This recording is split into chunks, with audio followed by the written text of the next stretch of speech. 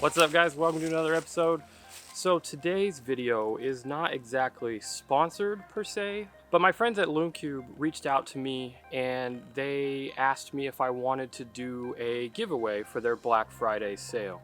So at the end of the video, I'm going to give away a $50 gift card to LoomCube to anything on their website for their Black Friday sale, which I think they told me they're going to have like up to 50% off almost everything store-wide. So there's going to be a lot of good deals, and hopefully this will help you guys get some cool new lights. So in the spirit of that, like I said, this is not a sponsored video per se. They're not paying me to do this. This is all up to me, and I'm not getting anything out of this. Actually, just you guys are. And I wanted to do something fun for you guys. So they told me I could do whatever I want, Instagram or YouTube or Twitter or any of that. I don't even have a Twitter, I don't think. So it's definitely YouTube it is. So I figured for this video, I tried to do something a little fun, and I have already, through my own procurement and my own money, I've been a big supporter of LoomCube, and I have a bunch of these lights that I've accrued. Actually, LoomCube did give me one of them. They gave me the new LoomCube 2.0, which I'll be using that as well, but they gave me that a while ago. Anyways, I'm gonna mix and match some of these LoomCubes and their light panel, and I'm just gonna see if I can come up with a few different portrait styles for fun. But I wanted to mix it up a little bit, and so instead of using this guy today, which is my normal rig here, the 1DX2 and some sort of big lens. So I'm not going to use that today. Instead, to mix it up, I'm going to use the phone. So I'm going to do 3 different portraits with the LoomCube lights in 3 different ways, and I'm going to try to do it all on my phone. I think that should be fun and a little bit challenging on my end, but you know, you guys can do this with anything, and just the whole point is just to see what we can get away with, see how far I can push the phone, see how much the lights help, and that's basically it. So like I said, I've been using LoomCubes for a long time now. I've been a big supporter of them. They help me to create all of the kind of stuff that I like, and I've used them for everything from astro to portraits to product to fantasy to all that kind of stuff. And they just really open up your creativity. The fact that you can have such powerful little lights just packed in your pockets or your bags or whatever, and they're just getting better all the time. So enough rambling, let's get into it. I'm going to show you how I'm going to set up. I'm going to walk you through the whole thing, and we're going to see what we can create. All right, so first up is the panel. I'm going to use this for my main light, for my key light, because it's definitely the widest and most powerful, and it has a little bit of built-in color correction in there, or color variance in there, so I can change it from cool to warm, and that's going to come in handy based on the kind of shoots that I want to do. So we've got that in there, and right now we are at 5% at 3200 Kelvin, so you can see already that's just making a huge difference, and this is just at 5%, so we're going to leave that.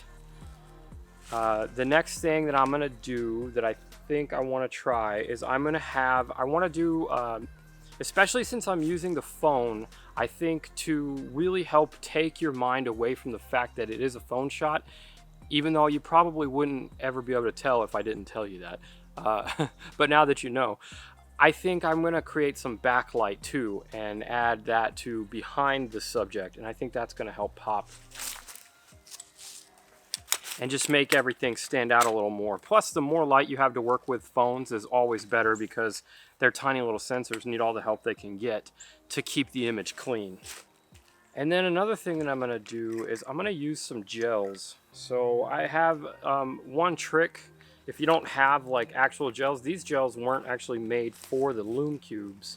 They were made for a similar light that I no longer use, but it came with these little gels, and I'm fairly confident LoomCube has, I know they do, they have gels on their website that fit their light specifically. But if you don't have anything like this, or you don't want to spend the extra money to get stuff, I just use tissue paper. You know, like the kind you stuff your presents with or whatever in the bags. I just get like orange tissue paper, blue tissue paper, pink, red, whatever colors you need, and that works fantastic. I always keep some in my bag. I wrap it around my flashes, I wrap it around these lights. I mean, it costs like 30 cents. But I do have this, so I'm going to be using this blue one. So what that's going to do is, we got the light on there so you guys can see that. And I just stick that in front, and that's going to make a nice blue light. So I don't have a holster or anything, so it's gonna be a little ghetto. I'm just gonna lean it on my light stand like that, and it should be good. All right, I'm gonna turn that off while I get set up. That way we're not wasting too much battery. The other great thing that I love about the Lume Cubes is you can plug a power pack into them. I do that a lot. So I just have like those little Anchor power packs, you know, that fit in your pocket for your phones and stuff. And you can just plug those in if the light dies on you. But the new ones last quite a while.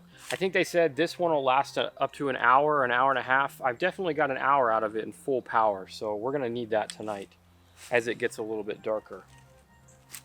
All right, so I'm gonna bring my model in and get set up here. So Brittany, you wanna come in here? She's swatting mosquitoes right now. So first thing I wanna do in my composition is make sure there's no trees coming out of her head when I'm shooting. So I just wanna make sure she's lined up nice. And then I wanna get this right behind her. I set it too tall because I forgot how short she is.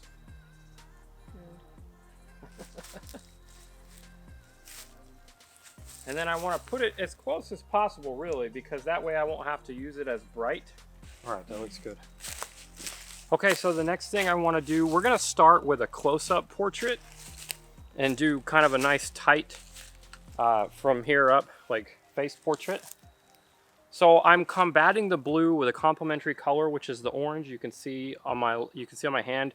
This is orange. I probably would gel it a little bit more actually, but I don't have a gel big enough and I don't know where my tissue paper is. So that was an epic fail on my part. But this is at 3200 Kelvin, so it's pretty decent. Now when I'm doing the key light with just one key light, I'm gonna want 45, I'm gonna start out with a 45-45. So 45 degrees to her side, either side, and then 45 degrees up to her face. And that's usually a good starting point. I almost grabbed my DSLR camera. Forgot I'm doing it on the phone. Don't let me forget, guys. I'll go straight to my camera. All right, so I'm gonna try a couple of things.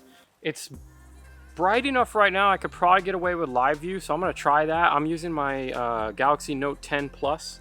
So I'm gonna try the live focus and see if I can get the background blur and everything and see if it keeps the ISO down low enough. The downside of the live focus is I don't have control of anything, so eventually we will be switching to pro mode.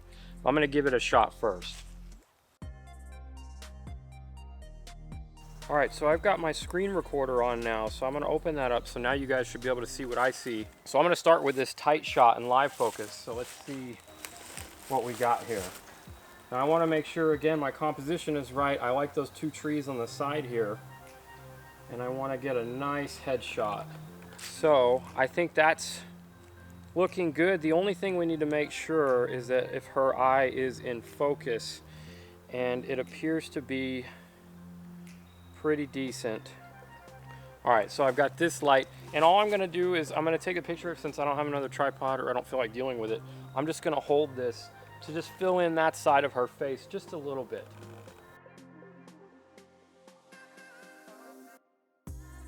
All right, I think that's looking pretty good. So you'll notice the fill light might have been a little strong, but we'll fix that in post. I'll fix it with dodging and burning. But what I really love is the blue edge around her back side there, around her ear and the back of her hair and on her poncho thingy. So real quick before it gets dark, let's do this. I wanna show you guys what the difference is, and I'm not gonna use any light, and we'll see how that affects our image. All right, so now we're using ambient light here, same deal. Let's get the camera going, live focus again.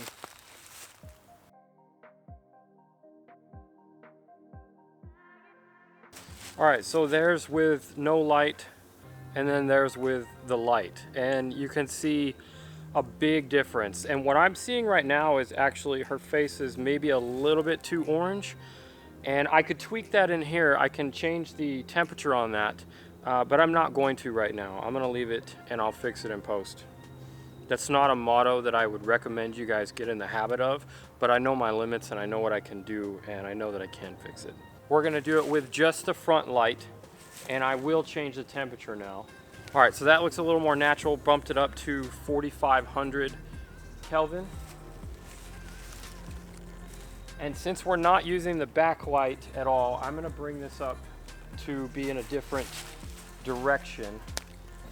All right, so now you can see that's just a single light, no backlight, and no fill light. And you can see if you angle her just right, if you just look right here, you can see the Rembrandt shadow. This is the Rembrandt lighting. So that's the triangle on the nose.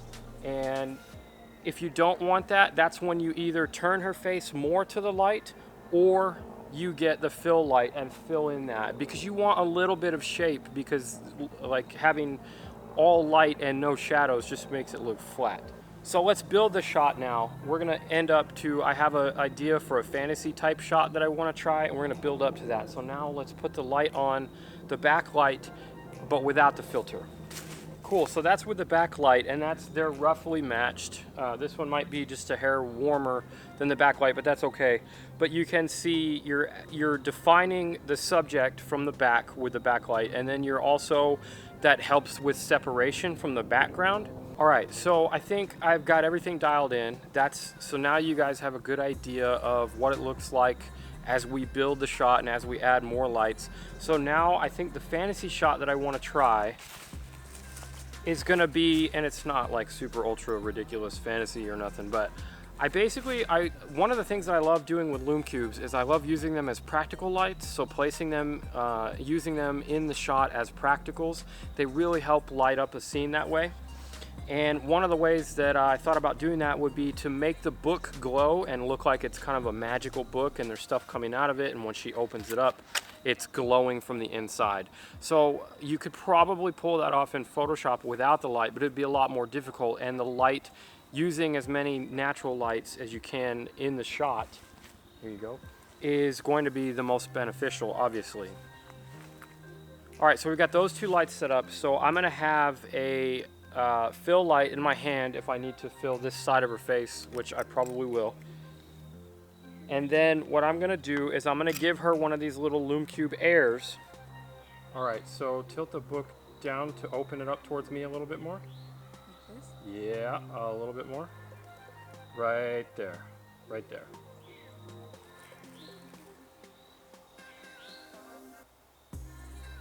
All right, so this light is too harsh on her face.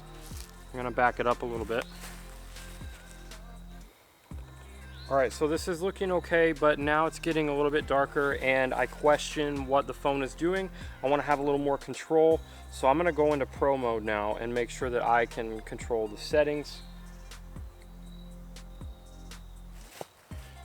So now because I'm in Pro mode, I can change the settings. I'm gonna bring the light closer so I can have it softer.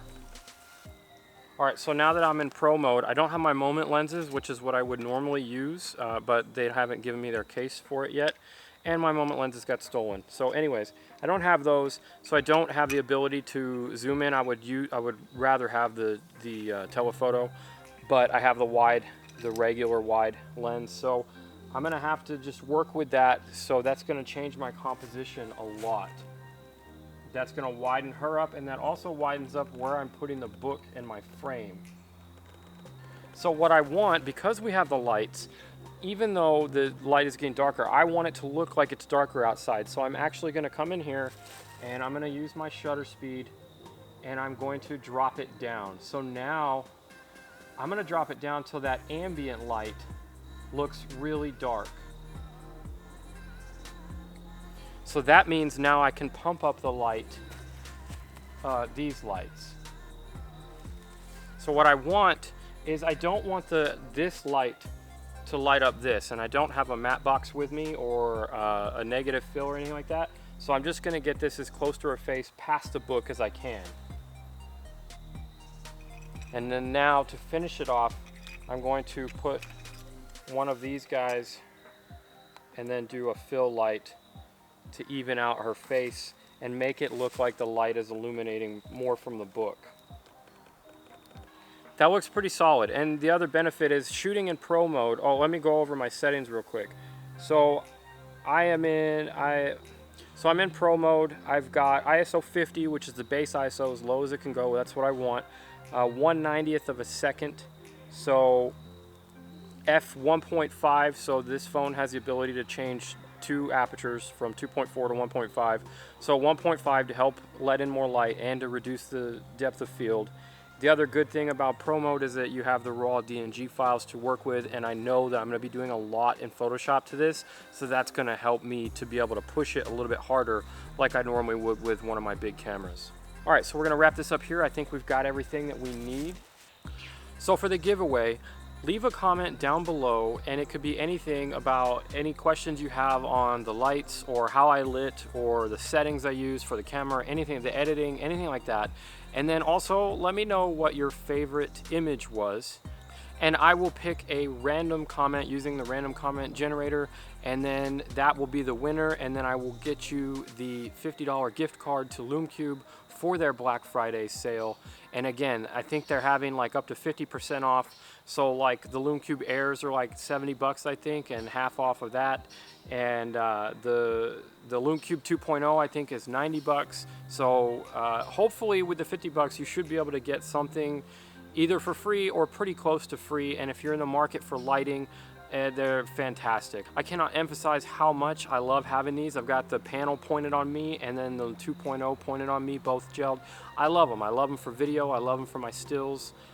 They're just really fun to have. They add all that creativity. So comment down below which image you like, and then with any questions you have, I'll pick the random winner, and then I will email you and let you know, and then I'll make a post about the winner and all that good stuff. So you'll have the gift card or the digital code or however they're going to do it before their Black Friday event, or at least by their Black Friday event. So you should be able to order with happiness and have some new lights. So huge shout out to LumeCube. I really want to thank you guys for reaching out to me. I really appreciate everything that your company does. I appreciate the lights that you guys make, and I appreciate how willing you are to work with creators and how much you want to help me give back to my audience. So I really appreciate that, guys. Thanks a lot. All right, that's it. Comment down below, gift card, Black Friday sale. Oh, and speaking of Black Friday, I will be also having some deals on my preset pack for Lightroom and Camera Raw, so you can check those out down below. That'll be a Black Friday and Cyber Monday deal also. And if you haven't already, make sure to subscribe to my channel. I've got new videos every week. Hit that like button if you enjoyed this video. I really appreciate it. Thanks for watching. I'll see you in the next one. All right. He feels sad.